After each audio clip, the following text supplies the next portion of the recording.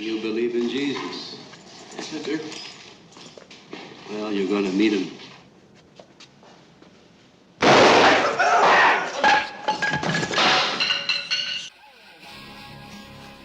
El día de hoy vamos a hablar de una clase de justicieros que no necesariamente dependen de utilizar trajes de mallas, capas o antifaces para combatir el crimen. Son un tipo de justicieros que simplemente pueden ser gente como tú o como yo, personas ordinarias del común que un día se cansaron de tanta impotencia e injusticia que abundaban en las calles en donde vivían y que decidieron resolver el asunto de la inseguridad por su propia mano. Gente que simplemente se hartó de la incompetencia de un sistema de justicia que funciona de manera mediocre e irregular, beneficiando más al malhechor que a la víctima en cuestión. Estas historias se pueden apreciar principalmente en un medio audiovisual como lo es el séptimo arte, y a través de este mismo surgió el subgénero cinematográfico que les hizo darse a conocer más a fondo con historias muy particulares. Estas son las Vigilante Films.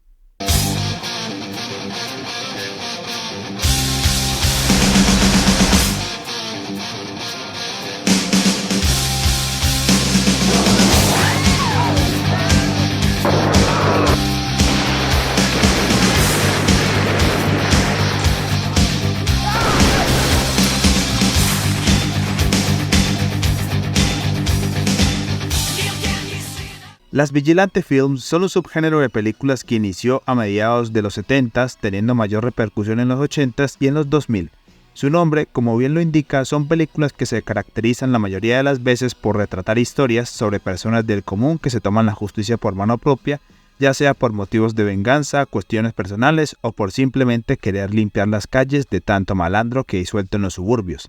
Generalmente son confundidas con otro subgénero llamado Rape and Revenge, películas en donde los personajes, en su mayoría siendo mujeres, son ultrajadas y sometidas a los peores vejámenes que podamos conocer en esta vida, sobreviviendo la víctima en el proceso para regresar y cobrar la deuda contra aquellos que le hicieron daño. Las diferencias que existen suelen ser muy pocas y la verdad llegan a mezclarse con las pelis que hablaremos hoy. El subgénero no estuvo exento de controversias, pues muchas cintas tuvieron sus duras críticas por glorificar este tipo de actos parapoliciales que van en contra de la ley y se le acusaba de incitar a cometer este tipo de actos vandálicos según los más puritanos. Pero en el mismo video hablaremos de cada una de ellas. Antes de empezar este video, me gustaría aclarar que aquí voy a hablar solamente de cintas vigilante donde los protagonistas son de plano humanos ejerciendo justicia por mano propia, siendo antihéroes en su mayoría. Así que en este video no voy a destacar cintas de superhéroes de las cuales ya se ha hablado incontablemente y que ya son de otro género que la verdad pues no vienen a cuento. Van a haber ciertas versiones, claro está, y van a haber algunas que otras películas con humanos siendo superhéroes, pero van a haber menciones muy por encima. Pero como tal no voy a hablar ni del UCM, ni de DC, ni nada similar. Así que para que sepan y que tengan en cuenta. Y sin ir más lejos, que empiece este video. El tema de la justicia por mano propia se ha tratado desde los orígenes de la creación del cine mismo, siendo su primer referente un cortometraje mudo de 1904 titulado como Tracked by Bloodhounds or A Lynching at Cripple Creek, dirigida por Harry Buckwalter, conocida en español como Rastreado por Sabuesos o Un linchamiento en Cripple Creek, una pequeña cinta la cual nos narra, como bien dice el título, sobre el linchamiento de un vagabundo por parte de unos pueblerinos luego de que éste asesinara a una mujer que lo acogió en su casa y que ella se negara a acceder a tener relaciones carnales con él. En resumidas cuentas, podemos ver pequeños detalles de vigilantismo en este cortometraje como la alianza de gente común para acabar con un criminal, algo que serviría como base para la narrativa y que se vería en citas posteriores del subgénero en cuestión. Algo similar veríamos un año después en un cortometraje titulado como The Whitecaps, dirigida por Edwin S. Poitier, cuya historia trata sobre un grupo de vigilantes llamados los Capuchas Blancas. Y ojo, este grupo no tiene nada que ver con cierta secta formada por sureños endogámicos, los cuales buscan a un tipo que ha sido acusado de un crimen que no se esclarece cuál, pero la situación empeora cuando este hombre decide hacerle daño a su mujer y a sus hijas, por lo que éstas recurren al grupo para que lo atrapen y le den su merecido. Esta cinta muda fue la inspiración también para D.W. Griffith para crear cierta película de propaganda racista de la cual no vamos a hablar. Años después, en 1916 para ser exacto, se lanzaría un serial dividido en 2 episodios titulados como Judex, dirigido por el francés Louis Foudet, la cual narra las peripecias de un justiciero anónimo conocido como Judex, quien combate el crimen a través de métodos más sutiles para acabar con la corrupción de un vaquero malvado que causó el suicidio de su padre. Con este serial francés no solo se daría un punto de inflexión para las Vigilante Films, sino también sería el precedente que sentaría bases para lo que conoceríamos póstumamente como el cine de superhéroes. Hablando de estos, es durante esta década que también surgirían los justicieros enmascarados a través de la ficción literaria en revistas semanales pulp, tales como El Zorro, Solomon Kane, El Fantasma, La Sombra, El Avispón Verde, El Llanero Solitario, entre otros, quienes ya tenían la inspiración de héroes literarios más antiguos como Robin Hood, Pimpinela Escarlata, Sherlock Holmes, etcétera, etcétera, etcétera. Todos estos personajes tuvieron sus respectivas adaptaciones a seriales posteriormente y que marcaría la creación de los superhéroes de historietas cómicas de los años 30 como Superman, Batman, Linterna Verde, Shazam, entre otros. Todas estas extravagantes historias creadas a partir de un fin de vigilantismo más fantasioso y particular, pero eso ya es harina de otro costal, pero que de algún modo sirvió para que ésta formara bases para el subgénero. Retomando el séptimo arte, 2 décadas después se lanzaría una cinta western titulada como Incidente en Oxbow, dirigida por William A. Wellman, la cual nos cuenta el linchamiento de unos hombres que han sido señalados de un crimen que alegan no haber cometido. El protagonista, interpretado por Henry Fonda, empieza a poner en tela de duda esta situación, por lo que empieza a indagar más sobre los hechos para ver si se justifica o no la ejecución clandestina e ilegal de estos supuestos criminales. 2 décadas después, se lanzaría una película que se considera como el precedente más conocido para las Vigilante Films y que sentaría bases para el mismo. Esa sería The Big Hit, de 1953, conocida en español como Los Sobornados. Nos cuenta la historia de un detective que investiga una red de corrupción que existe entre la policía, la mafia y otros funcionarios de altos mandos tras un manifiesto dejado por un policía que se ha suicidado. Poco a poco, una serie de consecuencias desastrosas pondrán en jaque la moral del protagonista hasta llevarlo a tomar duras decisiones cuestionándose lo que es correcto o no. Dirigida por el maestro Fritz Lang, uno de los exponentes del expresionismo alemán de los años 20 y que nos deleitó en esta ocasión con una cinta noir de odio, venganza y sobre cómo puede repercutir esto en terribles consecuencias por emplear la lógica del ojo por ojo. A partir de acá se definirían algunos conceptos que más adelante serían clichés básicos para las Vigilante Films, como la venganza como móvil principal para cometer justicia por mano propia y el personaje que es un funcionario público saltándose todas las normas establecidas por la ley para ejercerla a su modo más radical, por así decirlo. Aunque este último concepto ya se había visto en una cinta previa en 1950 titulada como Where the Sidewalk Ends, conocida en español como Donde termina el camino, dirigida por el maestro también Otto Preminger, donde un policía intenta atrapar a un mafioso empleando métodos que son muy cuestionables al punto de señalarlo como principal sospechoso de un crimen que éste hizo. Estos peliculones que recomiendo bastante son los presentes principales para el subgénero al darnos una idea más oscura e interesante de las que ya se venían manejando en filmes noir convencionales.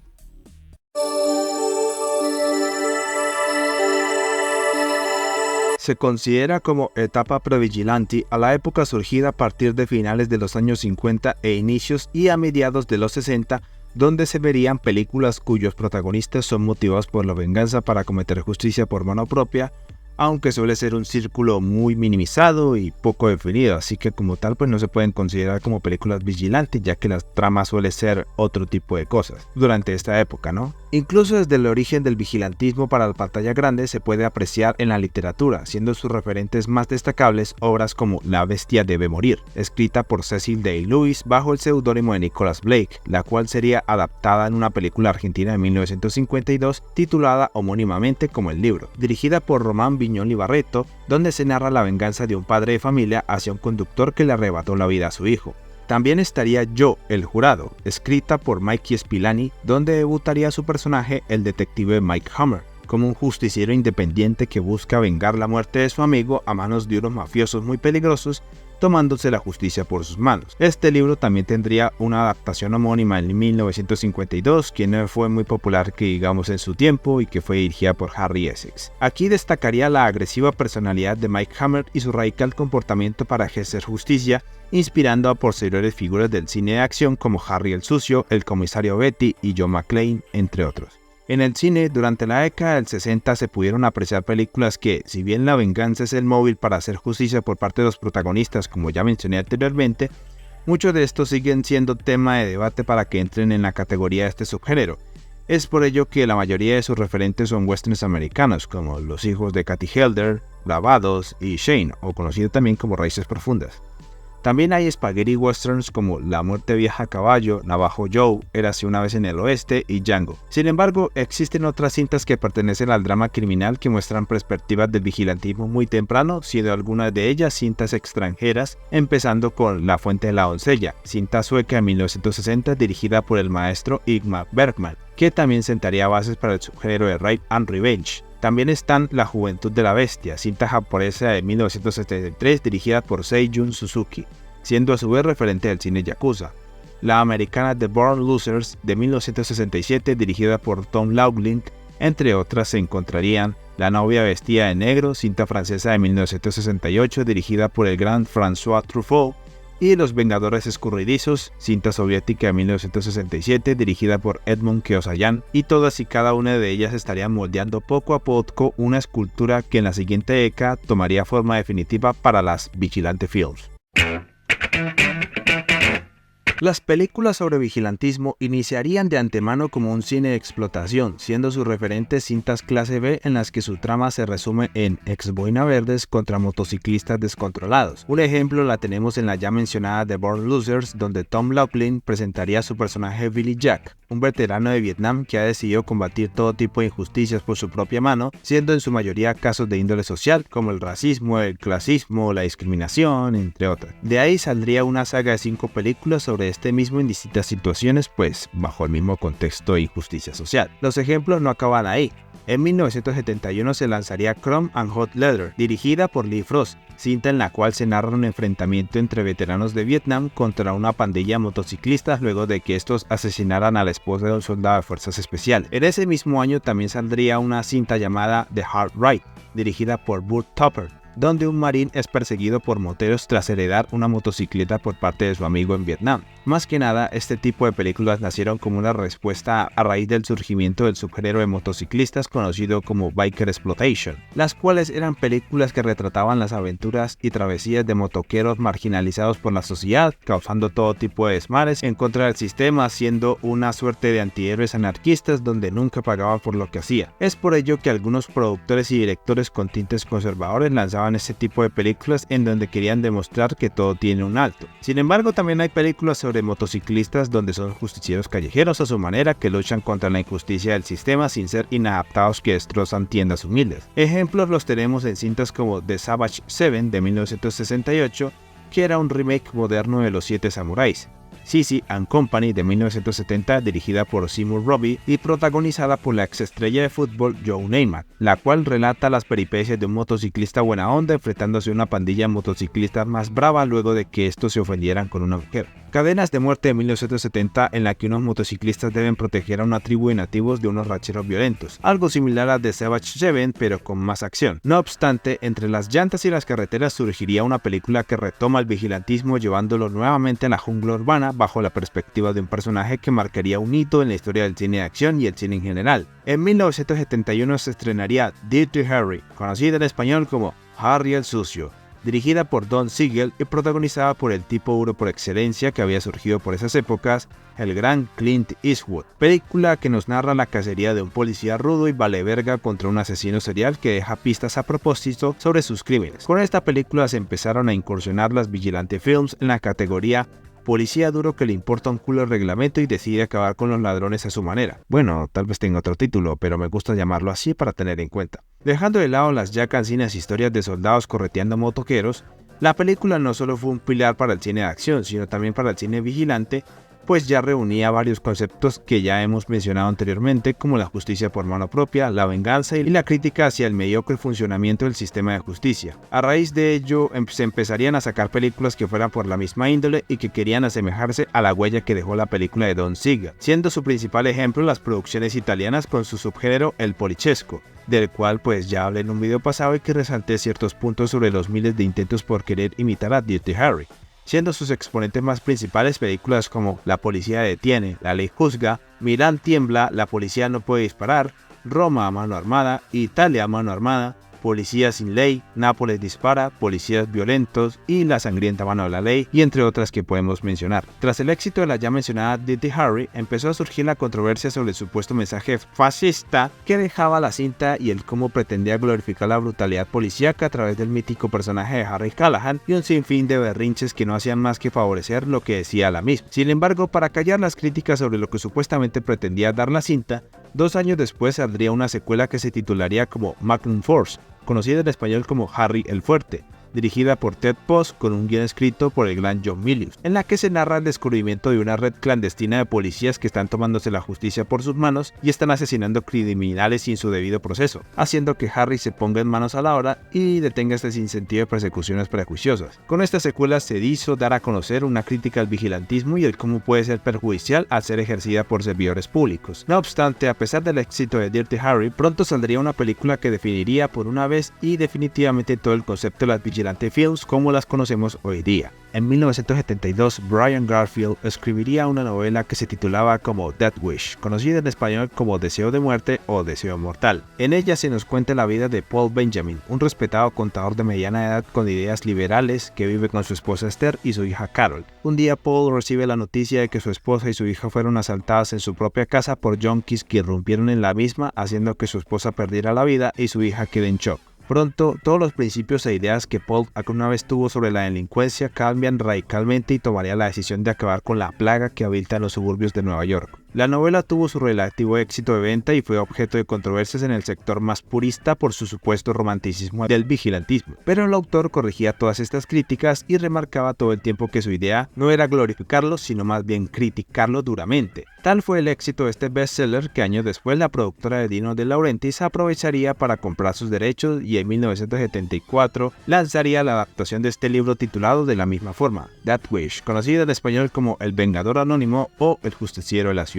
Dirigida por Michael Winner, la historia tiene ligeras diferencias con la novela. Por ejemplo, el nombre del protagonista llamándose Paul Kersey en esta ocasión, interpretado por el legendario Charles Bronson. El oficio de él ya no es contador sino de un arquitecto y las ideas liberales que tenían en el libro son omitidas o poco mencionadas para mostrarlo como un ordinario hombre de familia con una vida tranquila y normal hasta que pues pasa lo que tiene que pasar, ¿no? A pesar de que el final y el mensaje también difieran completamente de la novela, la cinta tuvo su buena acogida entre el público y la crítica, dando sus respectivos elogios con la perspectiva que se tenía del vigilantismo en ese entonces, siendo un éxito de taquilla y motor para futuras secuelas que lastimosamente no llegan a la altura de su predecesora. Con esta película se marca un antes y un después para las Vigilante Films y es catalogada como la impulsadora definitiva de este subgénero, atrayendo a públicos más casuales. Tal es así que posteriormente se lanzaría otra categoría del subgénero que me gusta llamarlo también como persona del común es asaltada y está mamá de la inseguridad, por lo que pues ya sabe lo que pasa. Recordemos que ya existían otras categorías que poco a poco definían el concepto del subgénero y esta última es la que moldeó completamente,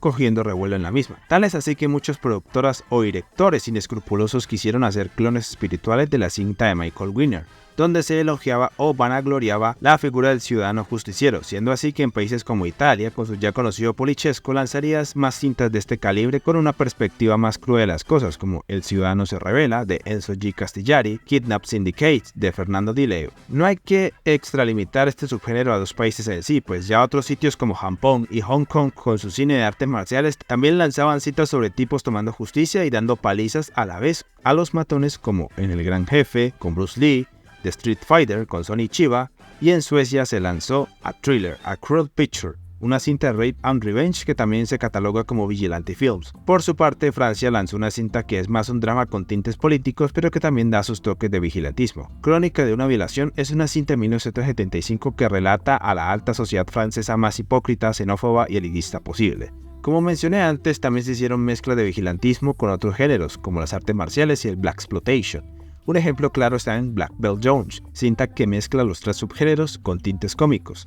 Three The Hard Way, la cual hace lo mismo solo que le da sus toques más serios y espectaculares. The Black Six, protagonizada por jugadores de fútbol americano y que es una suerte de remake espiritual nuevamente de Los 7 Samuráis, y sin dejar de lado pues a las películas que fue protagonizada por la mamazota de Pam Grier, Foxy Brown, Coffee y Friday Foster, las cuales se consideran como una trilogía de blaxploitation antológica en las cuales participa haciendo justicia a su manera en cada una de ellas. Durante la década del 70 salieron cintas impresionantes que ya se definían como Vigilante Films también, entre las cuales están Walking Tall de Phil Carson, un drama de acción basado en hechos reales, Actos de Venganza en 1974, mismo caso de Thriller donde mezcla el Rape and Revenge con las Vigilante.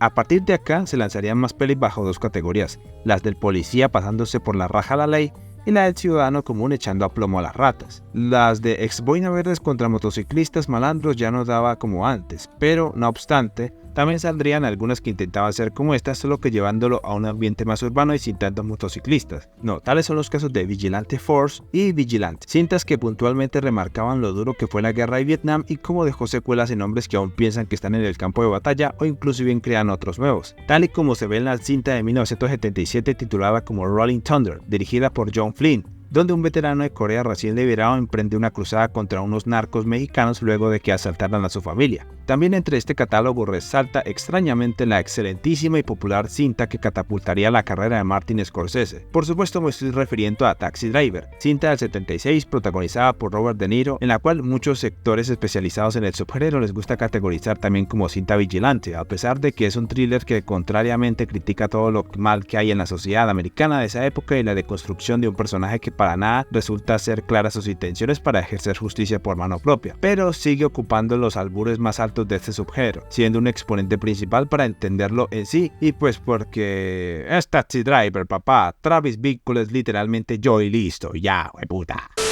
También quisiera destacar otra cinta que viene en los albures de la Bella Italia y que es de mis favoritas, que se llama The Big Rocket, conocida como El Gran Chantaje en español. Cinta polichesco que tiene un clímax impresionante y que refleja el vigilantismo en su estado más puro. O sea, cine puro, papá.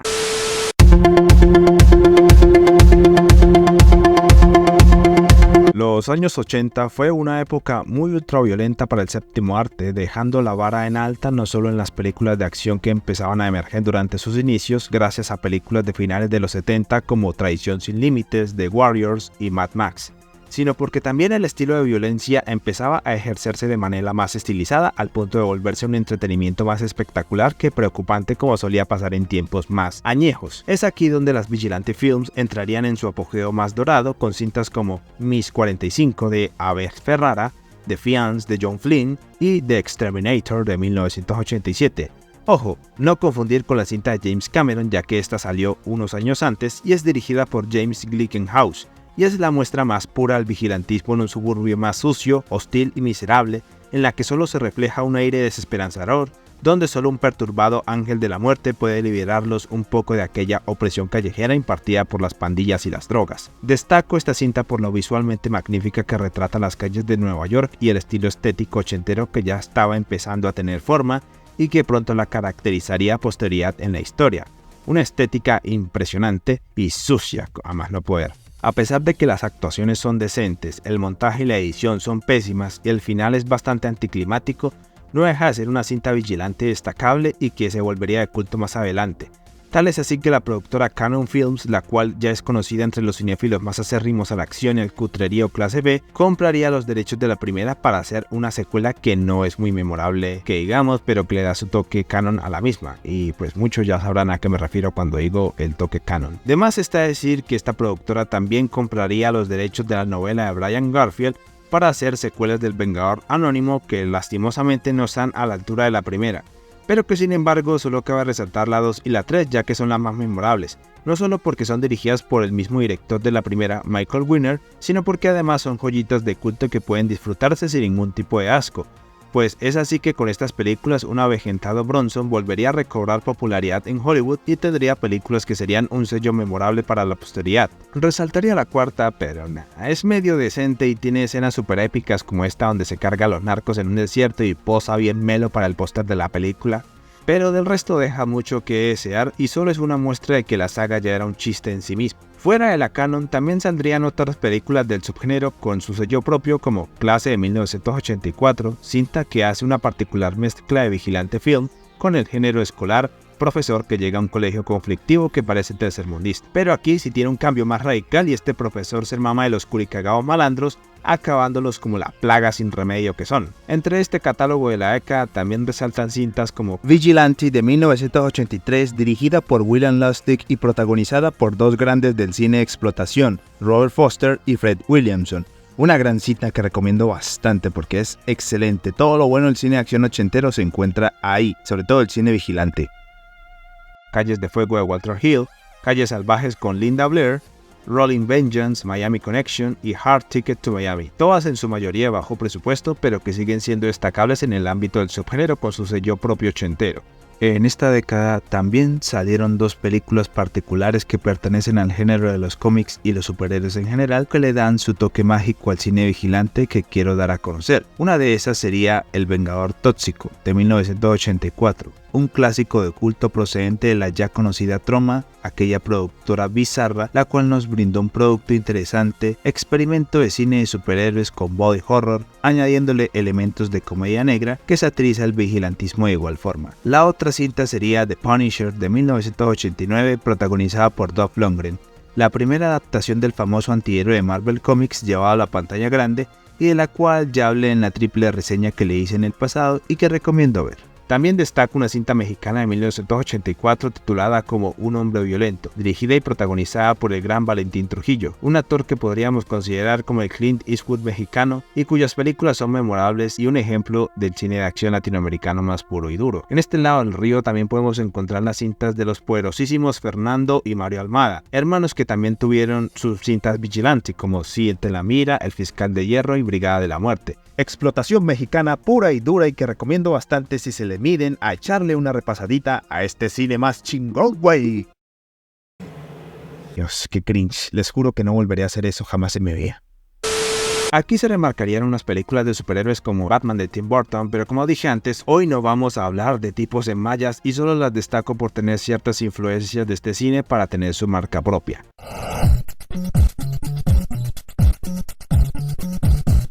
Extrañamente, la época del 90 no tiene tantas cintas del subgénero y estuvo con mucha inactividad por un tiempo según los críticos más conocedores del tema. Se pueden destacar cintas como Marcado por la Muerte, película que ya mencioné en un video anterior y con el cual hice premonición sucesivamente a este, protagonizada por el Lol Cow del cine de acción, Steven Seagal. Durante esta época también encontraremos cintas destacables como la secuela de Clase de 1984, titulada como Clase de 1999, que ya toma tintes de ciencia ficción prestados de Terminator incluso en narrativa. Se remarca la quinta y última parte de la saga del Vengador Anónimo, la cual fue hecha desinteresadamente y sin alma con el único propósito de la canon para exprimir lo poco y nada que tenía de estas películas para salir de la bancarrota que estaban pasando, y no es para nada interesante. Por lo menos la 4 tenía sus cosas, pero esta es requete aburridísima. A pesar de los casos que fue la década para este subgénero, no es para minimizar cintas que son consideradas de culto en estos tiempos como la ya icónica El Cuervo del 94 con Brandon Lee, One Talk Bastard del 95, Masacre en el Bronx, también del 95 y protagonizada por el genial Jackie Chan, Ojo por Ojo del 96, dirigida por el mítico John Schlesinger y protagonizada por Sally Fields y Kiefer Sutherland, película la cual me parece que está injustamente basureada por el sector más insufrible de la crítica y mamadores que merecen una patada en el culo. La verdad merece una nueva reedición. Y finalmente la cinta que se volvió en un auténtico clásico de clásicos de culto en la posteridad, The Boondock Saints, de 1999, conocida también como El Quinto Infierno en Latinoamérica, la cual trata sobre dos hermanos que son motivados por un supuesto llamado de Dios para ejercer justicia por mano propia. Lo más reconocible de la cinta es que tiene la actuación más particular y genial de Willem Dafoe, unas escenas de acción bastante espectaculares como esas donde ejecutan a mafiosos con una oración bien católica y que muestra lo que es cine. Una genial mezcla de comedia negra con thriller muy curiosa. De ahí en más ya no podemos mucho que decir, ya que, como dije, fue una época bastante apagada para el subgénero y que no remarcó demasiado en cintas de vigilantismo, más allá de las horribles cintas de superhéroes que salieron durante esas épocas, lastimosamente.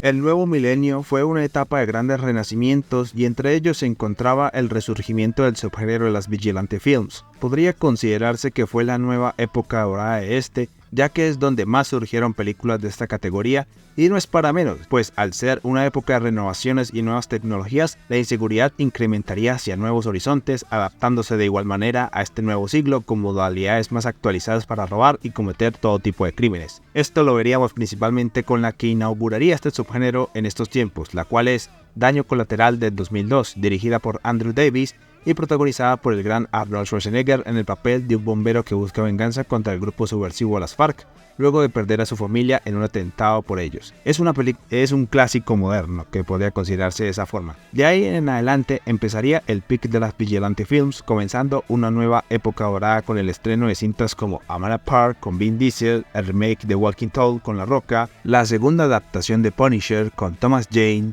Cuatro Hermanos con Mark Wahlberg, cinta que es un remake moderno del western Los Hijos de Cutty Helder y que con el tiempo se ha convertido en una cinta de culto entre el sector más acérrimo del cine de acción. La verdad es muy buena y recomiendo su ojeada para disfrutar un rato. No defraudará, salvo en algunos aspectos que se delatan por sí solos en cuanto a narrativa en la cinta. Siguiendo con la lista, también encontraremos películas como The Blake One con Jodie Foster, otra cinta que le da una vez más el poder femenino al vigilantismo y que demuestra que la justicia no es selectiva con el género. Death Sentence, adaptación de la novela de Brian Garfield, que a su vez ambos medios fungen como la secuela espiritual de Death Wish, siendo en esta ocasión dirigida por James Wan y protagonizada por Kevin Bacon en el papel de lo que se podría decir que es un Bronson más perturbado y con un final más deprimente que el anterior, respetando el mensaje que el autor de los libros pretendía dar con los mismos sobre las consecuencias de la justicia por mano propia, o sea, un recalcamiento más, podría decirse. Esta cinta también leí que su respectiva reseña hace unos años, pero siento que no ha envejecido bien y fui muy injusto con ella. Honestamente me dejé nublar de las primeras impresiones, pero echándole otras repasaditas actualmente he visto que tampoco es que sea tan mala que digamos, y es muy recomendable, y a mis papás les gusta, y si a ellos les gusta, a mí también, he dicho Mauro Picho. En esta primera década del nuevo siglo también encontraremos cintas como Urban Justice, con la Morsa Naranja Sensei que todos amamos y conocemos. La más importante que podemos resaltar es una que llegó en el año 2008 y que sentaría bases para el cine de acción moderno. Taken, también conocida como Búsqueda Implacable, protagonizada por Liam Neeson en el papel de un ex agente de fuerzas especiales buscando a su hija luego de ser secuestrada por criminales europeos dedicados a la trata de blancas. Esta cinta, aparte de ser la favorita de muchas cadenas de televisión pública para transmitir todos los fines de semana, también se sumaría un nuevo concepto de narrativa a las Vigilante Films que es bien conocido como Se metieron con el tipo equivocado, un tipo de historia que sería mayormente impulsado por una película que veríamos en la década siguiente y de la que hablaremos más adelante. Por mientras, durante este año también saldría una cinta independiente australiana que me gustaría resaltar por lo excelentemente hecha que está y que recomiendo bastante. Se llama The Horseman, una cinta de venganza que también mezcla el subgénero de road movie y exploitation, brindándonos un espectáculo de gore con un personaje que hace de Punisher australiano bastante perturbado y muy turbio.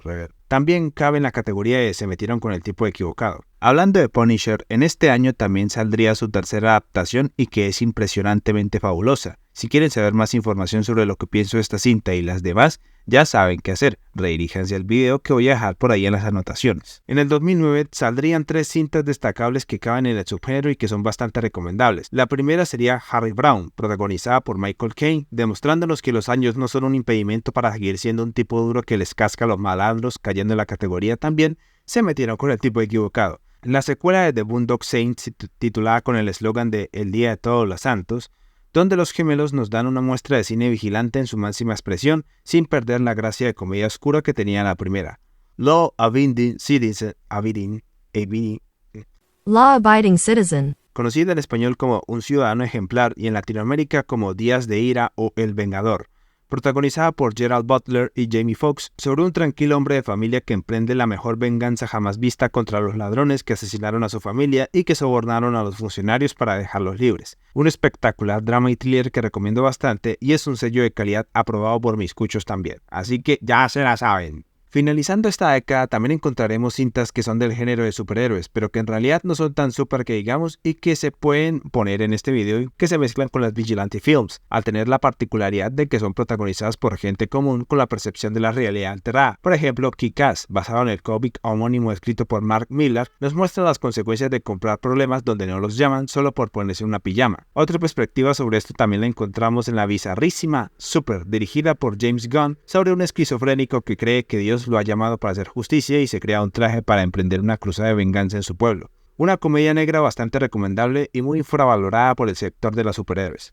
Este año tampoco quedó exento de las cintas vigilante más normalitas, por así decirlo. Por ejemplo, está Machete de Robert Rodríguez, que es un claro homenaje al cine de explotación del que hemos estado hablando a lo largo de este video y que da un toque más satírico al mismo. 7 días, una producción franco-canadiense independiente sobre un hombre que decide buscar venganza contra los que ultrajaron a su hija de la manera más violenta posible, devolviéndoles el golpe peor de lo que esperaban. Una cinta que toma toques del nuevo extremismo francés para exhibirlo de una forma más particular.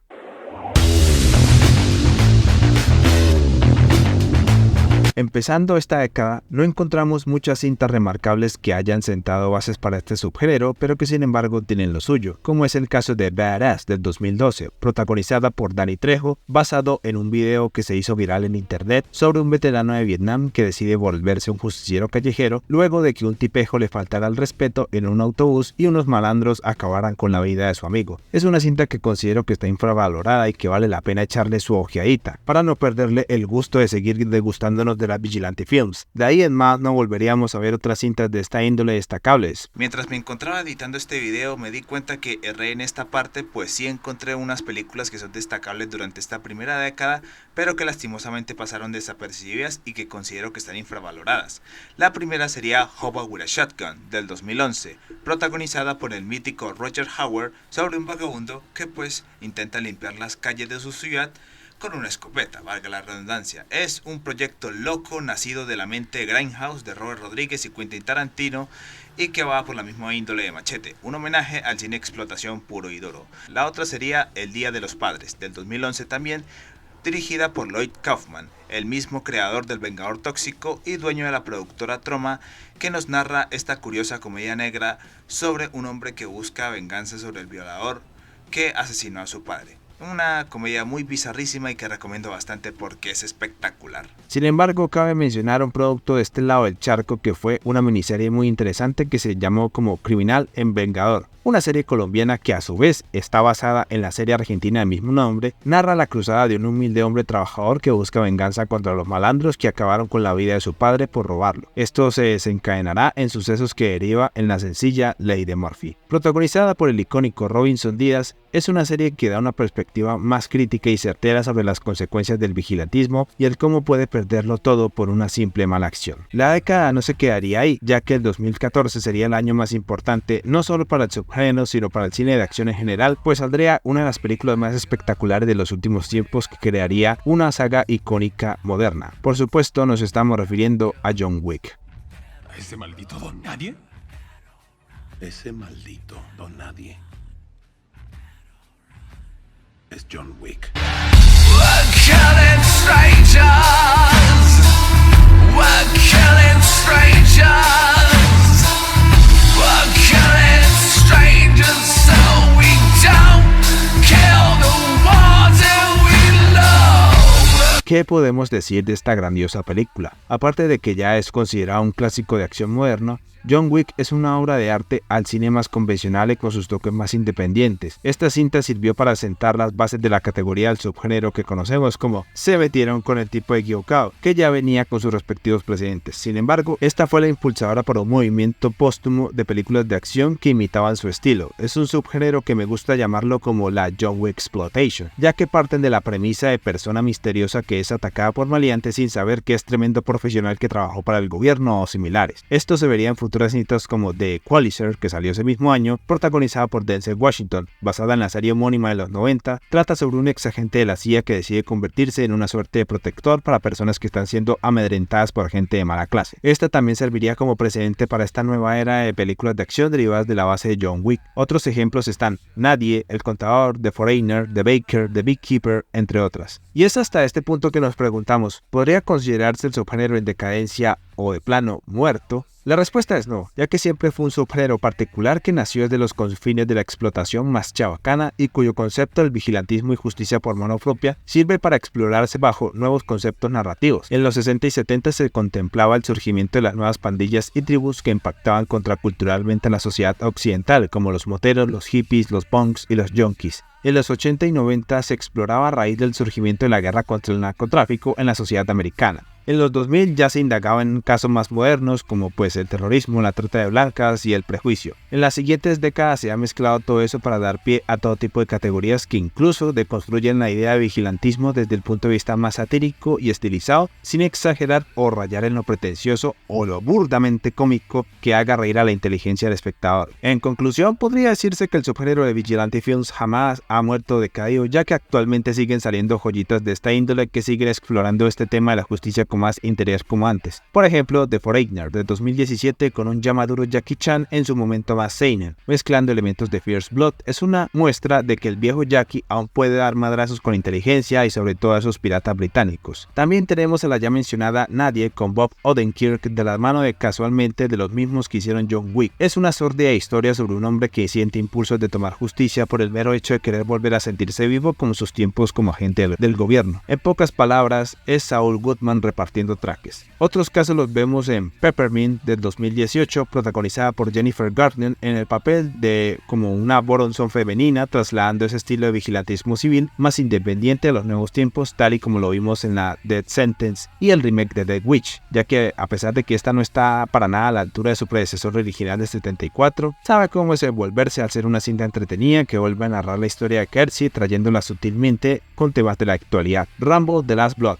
la quinta y última entrega de este mítico personaje de los 80, traslada la acción selvática hacia un territorio más urbano que le hace asemejarse un poco más a Taken, pero con mexicanos y con más gore a más puro estilo de la cuarta. Y es en el 2020 que salían pues más películas que siguen dando mucho de qué hablar. Por ejemplo, Promising Young Woman es una cinta de 2020 que trae de vuelta el subgénero de Rape and Revenge y que a su vez hace una revisión más sutil sobre este tipo de justicia, le da un toque más fresco sin tantos convencionalismos como otras cintas. The Baker de 2022 es un ejemplo de John Wick exploitation que digo y que demuestra la creatividad para dar una nueva historia de venganzas y dejar de ser entretenida. Las dos secuelas de The Equalizer siguen manejando el tema de un justiciero más organizado, pero se toman más libertades para centralizarse en el lore de su personaje Robert McCall. Sin ir más lejos, este año saldrían dos cintas que siguen demostrando que las Vigilante Films no es solo un subgénero acabado, sino que persiste más aún. Uno de esos es Monkey Man, dirigida y protagonizada por Dev Patel, sobre un humilde peleador que busca a los hombres que le hicieron daño a su familia.